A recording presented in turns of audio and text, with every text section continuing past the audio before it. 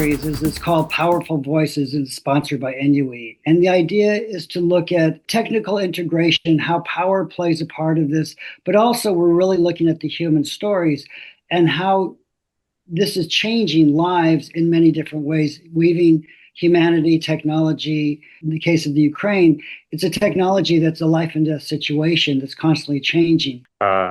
Thank you for your time, sir. My name is Mykola Melnik. I'm a senior lieutenant at our army force, and I'm started to fight for my country during the Revolution of Dignity to time of big counter-offense. In time of big counter-offense, I was a commander of company tactical group Bradley 47 Brigade. I'm destroyed all Russian position, but I was injured, and unfortunately, I lost my right leg and part of left step. But after treatment, I come back on the war. I'm a commander of crew and drone interceptors. I'm every night I'm protect Kiev against Russian Shaheds, and sometimes I'm tired of some Shaheds. But that's why I'm started like infantryman. Sometimes I was part of crew mortars, and my last position on the war it was Commodore Company Tactical Group Bradley. But now I am like volunteer part of crew drone interceptors. That's why I understand how changed the war on these 12 years. In first, I saw war in 2014. It was a war of checkpoints. Uh, we have not strong army. Russians have not strong army. That's why we fought checkpoint to checkpoint. In 2017, when I become a volunteer crew, a volunteer unit, it's a volunteer corporate sector. It was a war of artillery and mortars. In 2022, then started full-scale invasion. It was just conventional war. It war like we can see in the Second World War. But in 2023, the drone war began. And now it is impossible to imagine every kilometer of front line without drones. Now I see that technological level we have reached a plateau. Some engineers, some guys from army force think that okay, all technological solution have already been found, and now we only need to be improved the technology what we have. But in my opinion, is not so. And in future, maybe maybe in year, but maybe in half of year, we're waiting for another technological explosion because neither Russia nor Ukraine are not going to lose. And Russia and Ukraine want to win. And in my opinion, we must understand that every 3 months, technology change. Every 3 months, tactical on the battlefield change. That's why I see that maybe not more than a year we can see a new technical explosion. I don't know what we can see, but I think so. And now must understand the war is logistics, yep. And modern war is a war of technologies, technologies and electricity.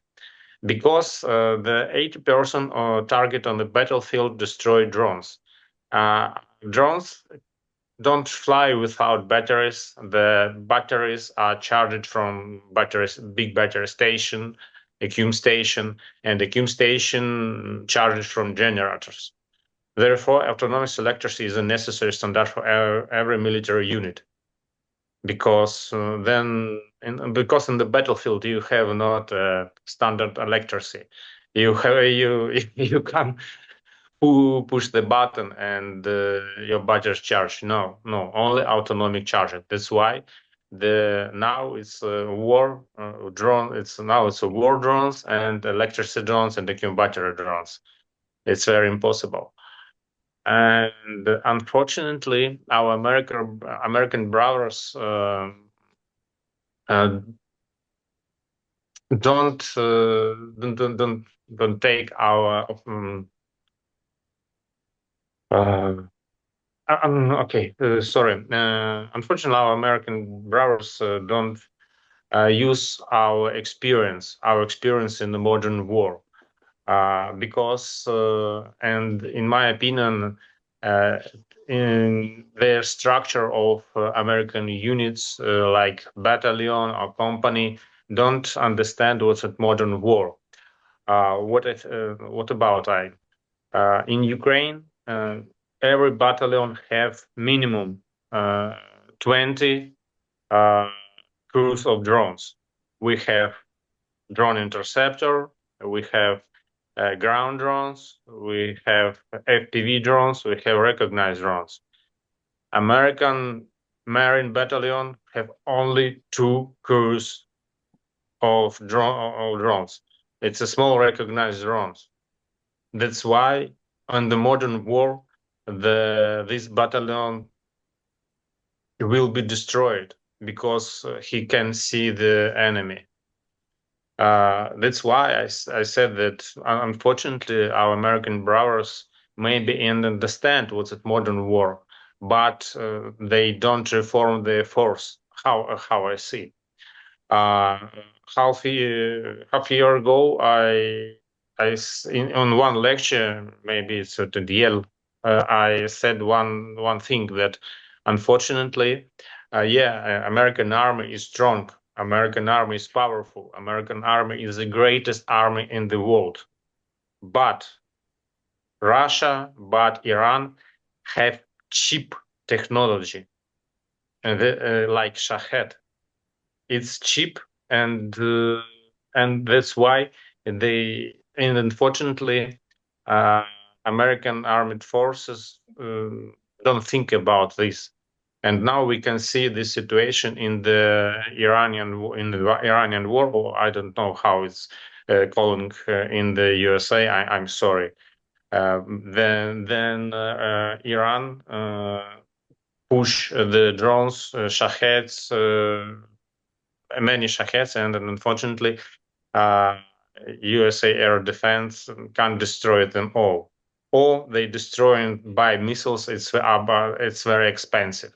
It's very expensive because we destroyed Shahed drone interceptor would cost no more $5,000, no more. Uh, Most U.S. Army force that I see, they destroyed, but missiles, anti-drone missile cost more than $50,000. That's why in the long distance, American Army need a cheap solution. It's only my opinion. Uh, that's why I said that U.S. Army must use our experience because our experience is the life of our soldiers. It's very important.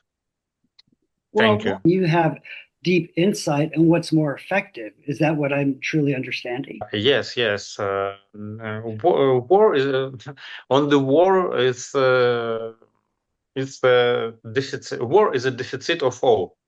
Every time you have not this or you have not that, and that's why in the modern war is the war of cheap solution because and a cheap solution and effective.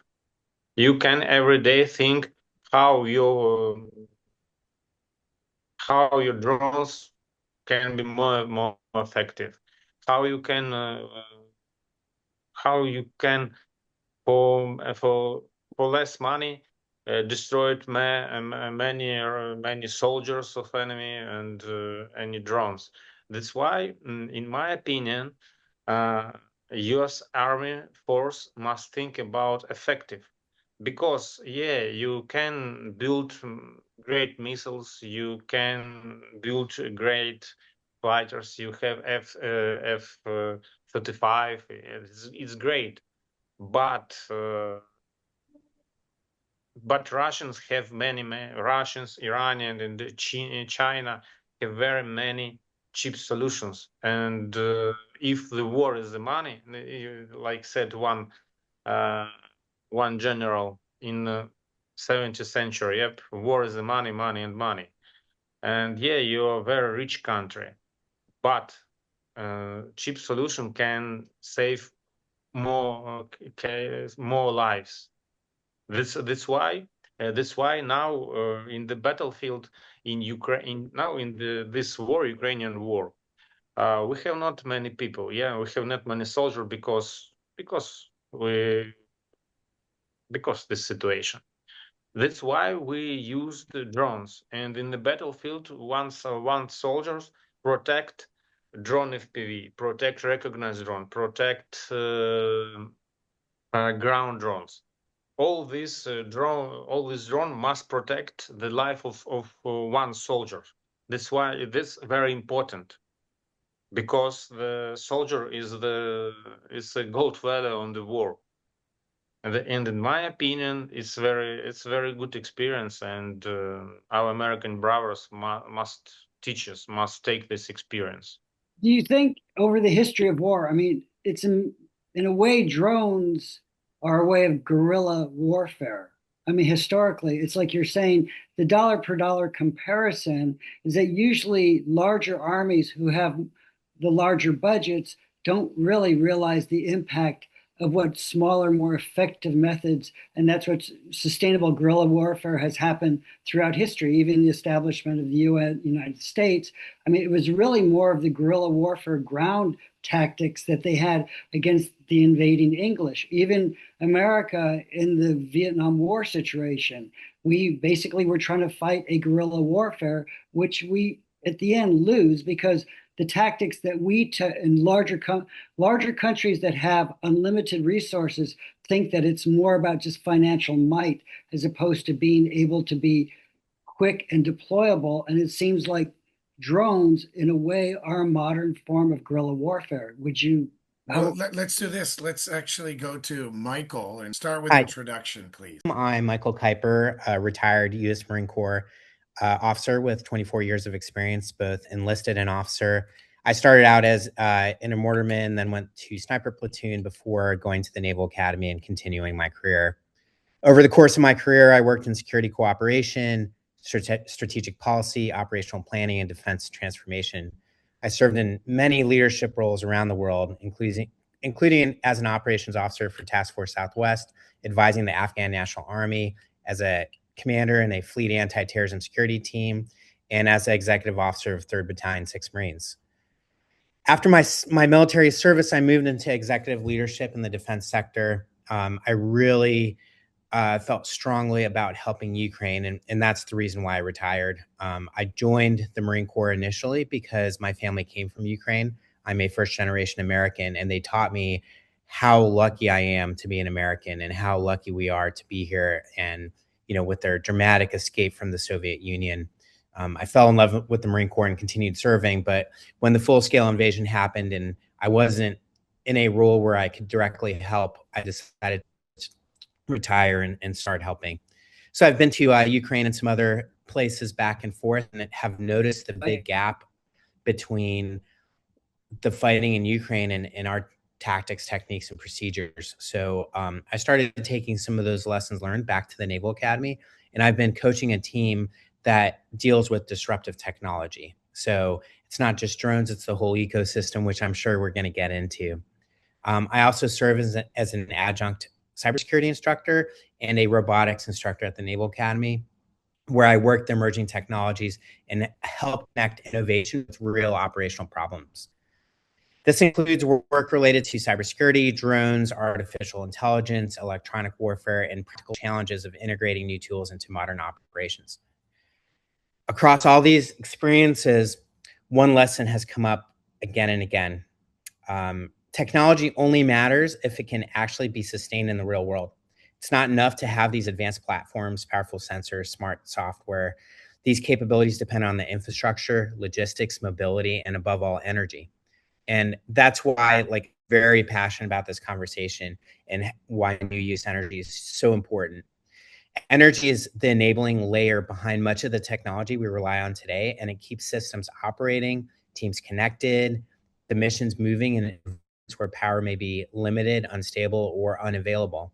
And whether the mission is defense, humanitarian response, disaster relief, or remote operations, these reliable, portable energy is what turns these technologies into real capability.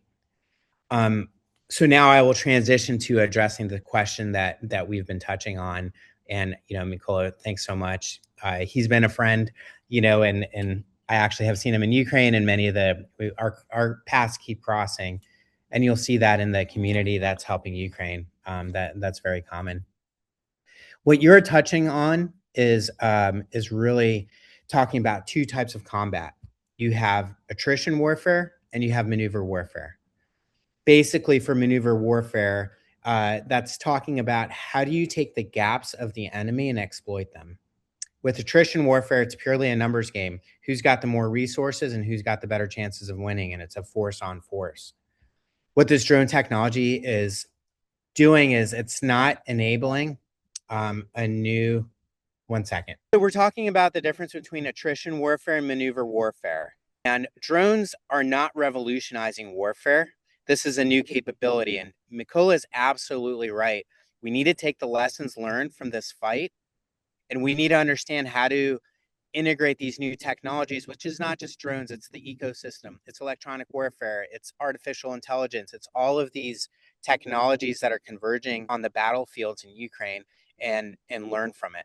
And we're not doing a great job learning from it. Does that answer your question? No, most definitely. Why do you think we're so resistant to learning? Where do you think the problem lies? Well, if we're looking at that U.S. culture and American way of fighting, there's a few reasons. One, we're not at war. So we are now.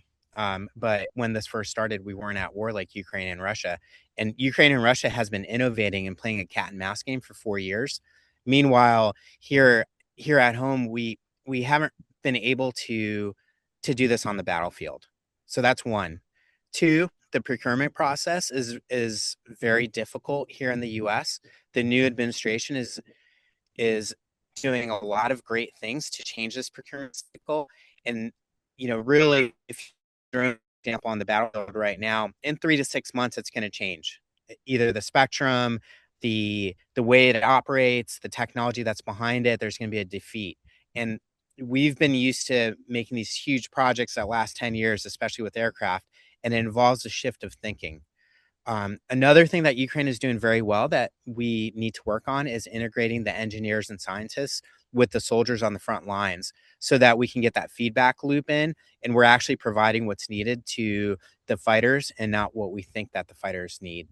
You're entering into completely unique perspectives about how modern technology is being integrated and how there seems to be a lag between time and points of integration. Is it just because of our methodologies, where it seems like Ukraine has almost shortened the response to evolve constantly? Because if you're saying a 3-month lag, already you've evolved again to another iteration of what it's going to be. I mean, how do you see war changing, or how do you see because if you apply it just to the US, you can apply it to to the enemy equally. So they can, as we evolve, they evolve. How do you keep ahead of it, and how do you respond quicker? Well, there's a couple things to explore, and Mykola has seen it firsthand. And our military is so big. We've got so much momentum behind our military,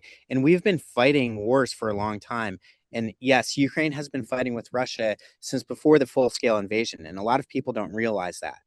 In Crimea, and when they first started invading. But we've been at war in Afghanistan, in Iraq. There's a lot of momentum and military combat experience from those engagements. And what happens is these senior people that have been in combat bring those lessons to current warfare. And sometimes they're not good lessons. I'll give you an example. So we have these formations that we do with squads and platoons. And so it's a way that we've found that is very effective in engaging the enemy. But we weren't worried about what's three-dimensional, what's up above us. We weren't looking at the trees above us to see if we can be seen. Now, these formations don't work. We don't do urban warfare stacking outside of a building anymore. You're going to get killed by a FPV drone. If you are out in the battlefield, one of the most important things to realize is you are always under observation and be the least interesting thing on the battlefield. So now they're doing things like decoys and trying to hide the fact that they have an antenna, and both sides are doing that. I mean, it's an important part of warfare and is a fundamental switch that a lot of the senior enlisted and officers have a hard time making right now. I mean, those are some of the issues. It's a different military, so we have to figure out what lessons can we get from Ukraine and Russia and from Iran and Israel and bring them to our fighting force to make sure that we save lives in the future.